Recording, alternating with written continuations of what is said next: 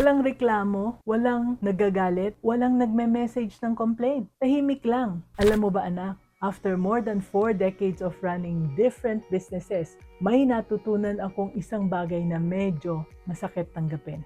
Silence is not always satisfaction. Minsan, silence means disconnect na pala. Have you ever wondered why some regular customers slowly stop coming back?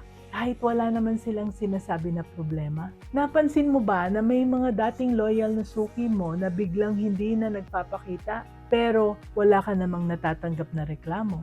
Or have you experienced that moment na nalaman mo na lang from someone else na may problema na pala sila sa service mo pero hindi nila sinasabi sa'yo? Nako, masakit yan anak. Because as business owners, ina-assume natin na kapag ang customers natin ay hindi na masaya, sasabihin nila sa atin. Pero sa totoo lang, karamihan sa mga customers natin ay hindi magsasabi ng totoo.